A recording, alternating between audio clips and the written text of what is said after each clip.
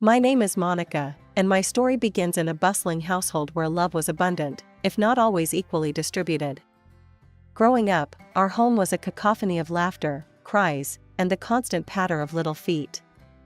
I was the second oldest, sandwiched between my brother Jake, who was just a year my senior, and my two younger sisters, Emma and Lily, who came into our lives when I was already in my early teens. From an early age, I learned the art of responsibility. While other kids my age were out playing, I was often found in our modest kitchen, helping Mom prepare dinner or in the living room, cradling a fussy Emma or Lily. It wasn't always easy, but it taught me invaluable lessons about compassion and hard work. Our parents, John and Sarah, were hardworking individuals who dreamed of giving us a better life than they had. Dad worked long hours at the local factory, while Mom juggled part-time jobs and household duties. They weren't rich by any means, but they managed to keep food on the table and a roof over our heads. However, there was an undercurrent in our family dynamics that I couldn't ignore. Jake, my older brother, seemed to hold a special place in our parents' hearts. "Jake's the oldest," Dad would say, ruffling his hair affectionately. "He's carrying on the family name. That comes with responsibilities and perks." As we grew older, the disparity became more apparent. When it came time for high school graduation, Jake got a car. I got a heartfelt card and a promise that they'd help with college expenses. It wasn't that I was unloved, far from it. But the preference was clear, and it shaped our family dynamics in subtle ways. My sisters, Emma and Lily, looked up to me with adoring eyes. Being significantly younger, they often saw me as a second mother figure. I took this role seriously, determined to be the kind of role model they deserved. As high school drew to a close, I set my sights on college. My parents, true to their word, had set aside money for our education. It wasn't enough to cover everything, but it was a start. I chose to study finance, a practical field that I hoped would lead to a stable career.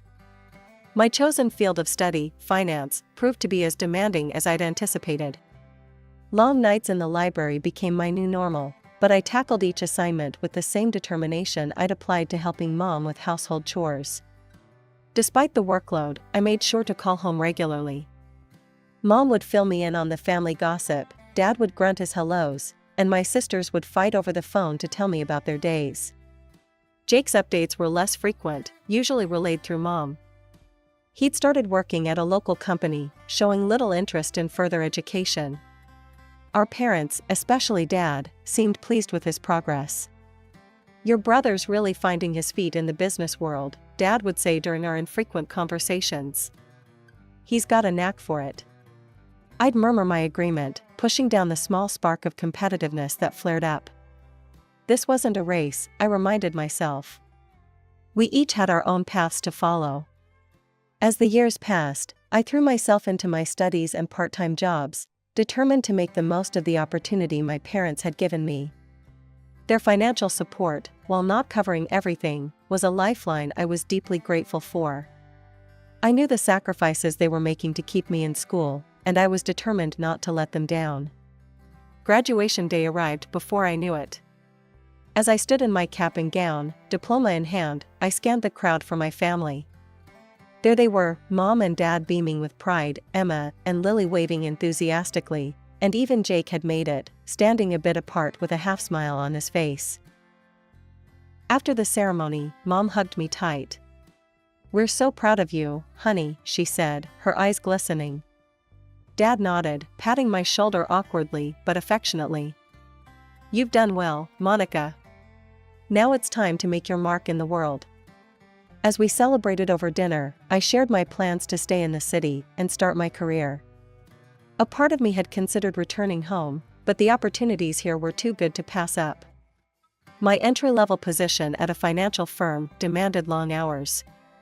Visits home became less frequent, limited to major holidays and the occasional long weekend. But I never forgot my roots, calling regularly and sending care packages to my sisters. It was during one of my rare visits home, nearly a decade after I'd first left for college, that everything changed. I was sitting in the kitchen with Mom, catching up over coffee, when my phone rang. It was my boss. "Monica, I have some news," he said, his voice unusually serious. "We're opening a new branch in your hometown, and I want you to head it up. It's a big promotion, but it would mean relocating. Are you interested?" "Yes," I heard myself say. "I'm definitely interested." When I got the job offer back in my hometown, my company said they'd pay for an apartment. But Mom and Dad insisted I move back home. "Come on, Monica," Mom pleaded, "it'll be just like old times." I couldn't say no. On my first day back, I walked into our old house. It looked smaller than I remembered. Emma and Lily, now in their late teens, ran to hug me. Jake lived separately and was already engaged. Later that night, after unpacking, I sat with Emma and Lily in our old room. It felt good to be back, listening to their stories and laughing together. "So, tell me about Jake's fiancée," I said. Emma and Lily shared a look. "Her name's Vanessa," Emma said slowly. "She's different." Lily nodded. "Yeah, she's from a rich family. Her dad owns the company Jake works for now." Something in their tone made me curious. "Different how?" They didn't say much more, just shrugged and changed the subject. I decided to drop it for now. The next few weeks were busy. I started my new job, setting up the branch office. It was hard work, but I loved it. In the evenings, I'd help Emma and Lily with homework or chat with Mom while she cooked dinner. One Sunday, we were all sitting around the table when the doorbell rang. Mom jumped up to answer it. "It's Jake and Vanessa," she called out. I stood up, eager to see my brother and meet his fiancée. Jake walked in first, looking sharp in a suit. Behind him was a tall, slim woman with perfect hair and clothes that probably cost more than my monthly rent. Vanessa looked around our house like it was beneath her. "Oh, how quaint," she said, picking up one of Mom's knickknacks. I watched, confused, as Mom and Dad fussed over her. They kept asking if she needed anything, apologizing for the smallest things. Emma and Lily were quiet, eyes down. When Vanessa made a nasty comment about Lily's clothes, I'd had enough. I pulled Emma aside. "What's going on?" I whispered. "Why is everyone letting her act like this?" Emma sighed. "Jake works for her dad now. It's a big deal. Mom and Dad are scared if we upset her, Jake might lose his job." I was shocked. This wasn't the family I knew. We'd never let anyone treat us like this before. Things got worse at dinner. Vanessa started on me, making snide remarks about my job and clothes. I saw red. "Look," I snapped, "I don't know who you think you are, but in this house, we treat each other with respect. If you can't do that, maybe you should leave." The room went silent. Vanessa's face turned ugly. She stood up, grabbed her purse, and stormed out. Jake followed, looking torn. As soon as they left, Mom and Dad rounded on me. "Monica, how could you?" Mom cried. "You know how important this is for Jake." Dad looked disappointed. "You need to control your temper. This could ruin everything for your brother." I couldn't believe what I was hearing. They kept at it, begging me to apologize, to be the bigger person. Finally, just to shut them up, I agreed to try and make peace with Vanessa. The weeks flew by, and suddenly Jake's wedding was all anyone could talk about.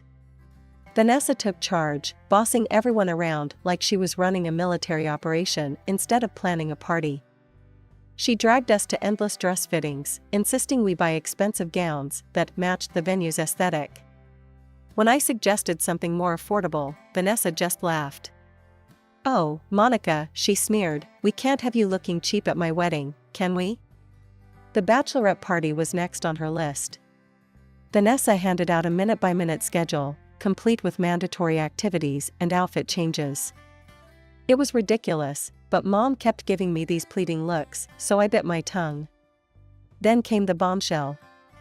Vanessa wanted us to dance at the wedding. Not just a simple waltz, mind you. No, she was planning a full-on performance. "It'll be the highlight of the reception," she gushed. "You'll all look so cute." My stomach dropped. I'd hurt my back years ago in a car accident. Dancing wasn't really my thing anymore. But I figured, how bad could it be? Turns out, pretty bad. I showed up at the dance studio, and the choreographer started talking about splits and lifts and all sorts of crazy moves. Vanessa was there, barking orders like a drill sergeant. "Come on, ladies, put your backs into it." I pulled out my phone, thinking I'd record it to practice later. But as I watched, I realized there was no way I could do this. It was way too much. "Hold on," I said, "this is insane. We're not circus performers, Vanessa. I can't do these moves." Vanessa's face turned ugly. "What do you mean, you can't? Of course you can. Stop being difficult, Monica." I stood my ground. "No, I mean it. I have an old back injury. This kind of dancing isn't possible for me." That's when Vanessa really lost it. She started yelling, throwing around words I won't repeat. Then she hit me with this gem. "Fine.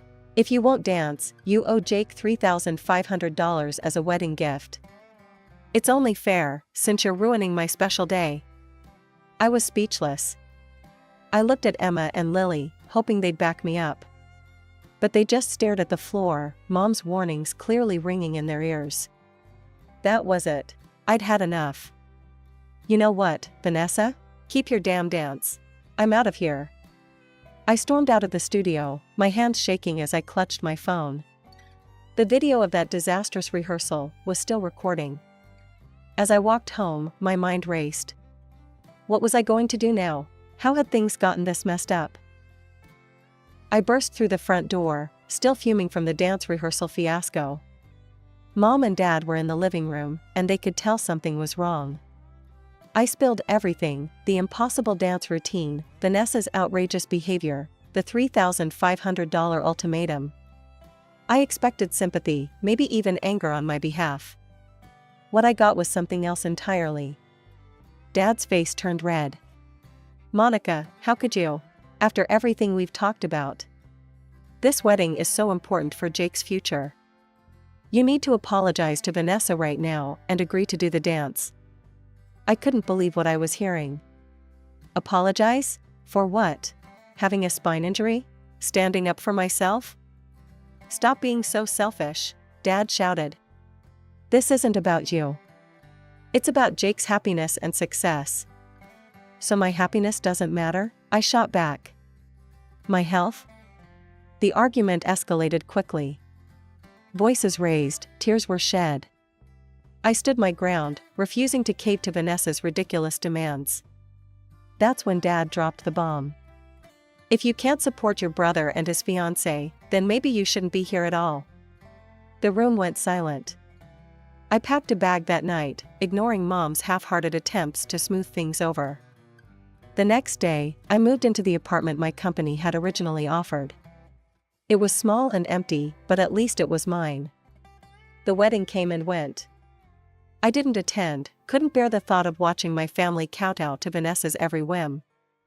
I spent that day alone in my apartment, alternating between anger and sadness. A few days later, my phone exploded with notifications.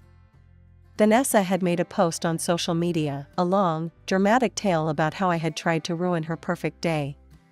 She painted herself as the victim, me as the jealous, spiteful sister-in-law. The comments were worse.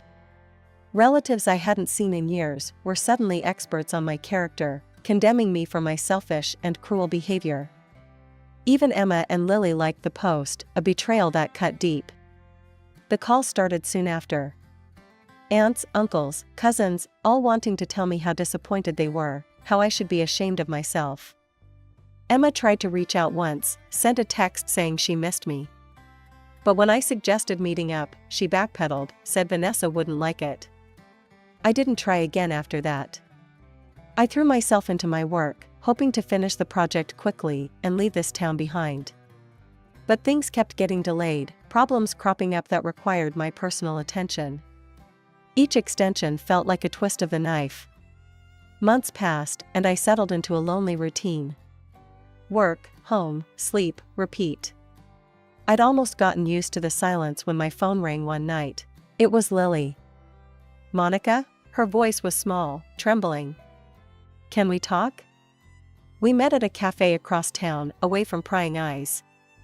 Lily looked terrible, dark circles under her eyes, hair a mess. She burst into tears the moment she saw me. "I'm so sorry, Monica," she sobbed. "You were right about everything." Slowly, the whole story came out. After the wedding, Vanessa had shown her true colors. She'd been ordering Emma and Lily around like servants, making them clean her house, cook meals, do laundry, all without pay. "She says it's our duty as family," Lily said bitterly. "And Jake, he just goes along with it. He sees how she treats us and does nothing." My blood boiled. "What about Mom and Dad? Surely they don't approve?" Lily's laugh was hollow. "They think it's great. Say we're building character and cementing family bonds. It's like they're brainwashed or something." I couldn't believe what I was hearing. This was worse than I'd imagined. "I'm so sorry I didn't stand up for you before," Lily whispered. I was scared. We all were. But now, I can't take it anymore. "Please, Monica, help us." The next day, I marched over to our parents' house. Mom answered the door, her smile fading when she saw me. "Monica, what are you doing here?" I pushed past her into the living room. Dad was there, looking up from his newspaper with a frown. "We need to talk," I said. "About Vanessa. About how she's treating Emma and Lily." Mom's face hardened. "I don't know what Lily's been telling you, but..." "Don't," I cut her off. "Don't try to deny it. I know everything. How can you let this happen? They're your daughters." Dad stood up, his voice cold. "Now you listen here, Monica. Vanessa is family now. She's given Jake opportunities we could only dream of. If the girls need to pitch in a little, that's a small price to pay."